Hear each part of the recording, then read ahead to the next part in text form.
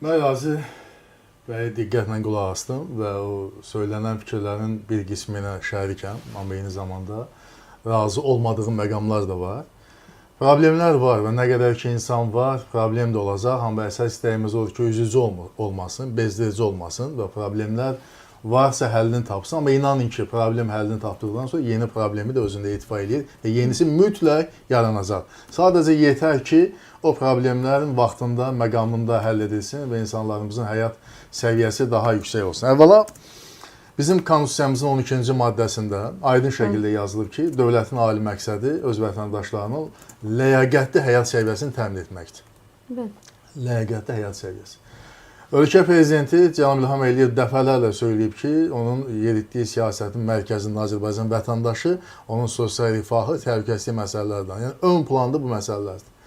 Eyni məntiqdən çıxış eləyərək, bu məntiqə söykənərək, təkcə 2018-2025-ci illəri mən götürürəm, çünki yeni il təzə başlayıb və bu 7 il ərzində 5 deməli sosial paket qəbul edilib. Sosial deməli inkişaf zərfi qəbul edilib.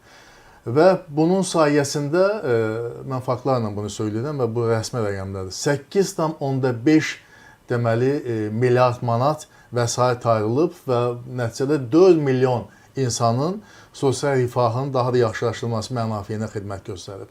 Elə sonuncu 2025-ci ildə qəbul edilən 5-ci sosial islahatlar paketində 1,4 milyard manat vəsait ayrılmışdı və hörmətli həmkarımın o fikirlərinə razıyam ki, bəli, siyasi iradə var və bütün bu proseslərin və bütün bu islahatların müəllifi ölkə prezidenti Cənab İlham Əliyevdir, onun yeritdiyi siyasətdir və rəqəmlər özləri danışır. Bax, keçən ili götürsək, keçən il, daha doğrusu elə mən bir neçə ili müqayisə edeyim. Belə 2018-ci ildən üzübəri müqayisə edeyim.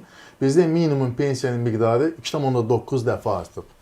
Sonuncu dəfə 280 manatdan 320 manata gəldi çatdı. Bizdə, ölkəmizdə bundan savayı orta pensiya məbləğinə baxsanız, burada 2,6%lik, 2,6 dəfə artımdan söhbət gedir. Faiz yox, dəfədən söhbət gedir. Müavinətlər və təqaüdlərin səviyyəsi 5 dəfə artıb. 2018-ci ildən 2025-ci ilə qədər.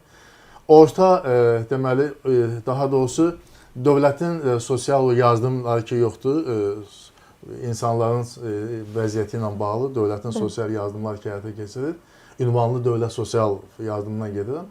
Bunun həzmi 2,4 dəfə artıb. Bu dediklərim hamısı rəsmi rəqəmlərdir və hesablamalardır ki, bu şəkildə artım fakti qeydə alınıb. Müdaxilələr olmalıdır mı? Bax, Razi bəyin dediyi müdaxilələr. Məsələ ondadır ki, biz heç zaman deməli, iqtidar təmsilçiləri olaraq o iddiada deyilik ki, bizim potensialımız elədir ki, bizdə hər şey qaydasındadır, bütün sosial məsələlər həllini tapıb və s. Bizim niyyətimiz ondan ibarətdir ki, sosial rifah məsələləri ön plana keçsin. Razi bəyin özünün iştirakı ilə, özü də necə deyərlər, o düyməni basıb və lehinə səs verdiyi 2026-cı dövlət büdcəsinə baxın. Razi bəy, 41 milyard 700 milyonluq bizim xərclərimiz idi. Siz də bunu yaxşı bilirsiniz. Biz səs verdik, siz də səs verdiniz ki, onun 41%, yəni 17,1 milyard manatı sosial sahəyə getsin. Sosial sahəyə. Və ya dediyim kimi, Cənab Prezident deyir ki, əhalimizin təhlükəsizlik məsələləri bizim üçün sosial rifah qədər vacib məsələdir. Bu məqsəd üçün 21% bizim pullarımız getdi, büdcədən getdi hərbi xərclərə. Yəni 8,7 milyard manatdır. 41 üstəgəl deməli 41 üstəgəl 21, elədir 62, düzdür? Bundan savayı Qarabağ və Şərqi Zəngəzurun bərpası bizim üçün strateji əhəmiyyətli məsələdir. 3,5 milyard manat o istiqamətədir. Təxminən 8,4. Yəni 70-71% ancaq nəyə gedir? İnsanların sosial rifahına, təhlükəsizliyinə və Qarabağda bizim üçün həyati əhəmiyyətli məsələdir, bu istiqamətə gedir. Yəni dövlətin niyyəti ondan ibarətdir ki, onun vətəndaşları daha yaxşı yaşasın. Ancaq o başqa məsələdir ki, bizim qanunlarımız da çox gözəldir, çox mütərəqqi qanunlarımızdır. Onun icrası ilə bağlı bəzən problemlər olur. Bəzən onun icrası ilə də Razi bəyin söylədiklərini mən başa düşürəm. Qanun gözəl, məsələyə yanaşma gözəl, amma konkret onu icra edən şəxslərdəki o süründürməçilik, o şəxsin yerində olmaması və s. Və Cənab Prezident dəfələrlə belə məmurları xəbərdarlıq edib ki, özünüzü yığışdırın. Gedin, insanların problemlərini vaxtında həll eləyin, insanların məmnunluğuna nail olun. Bu əsas tələbdir bizim özümüzə. Parlamentin, yadımda da 6-cı çağırış parlamentin ilk iclasında 2020-ci il mart ayının 10-da Cənab Prezident xitabən bizə deputatlara söylər ki, sizin bir nömrəli işiniz nə olmalıdır?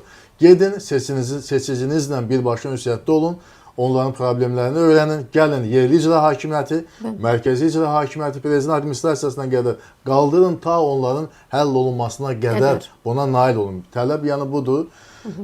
Dövlətin siyasi iradəsi oradadır, Cənab Prezident tapşırıqları bəllidir. Amma bəzən ayrı məmurlarda biz görürük ki, bu və digər səviyyədə onu icra edə bilmir. Və belə məmurlar da çox uzun çəkmir, vəzifəsindən azad olunurlar və kimlər də eyni zamanda həbsxanaya düşüb. Yəni bu da bəlli aqibətdir. Yəni ağlı başında olan məmur gərək vəziyyəti, situasiyanı düzgün qiymətləndirsin ki, əks halda onun heç bir halda yaxşı aqibət gözlənmir.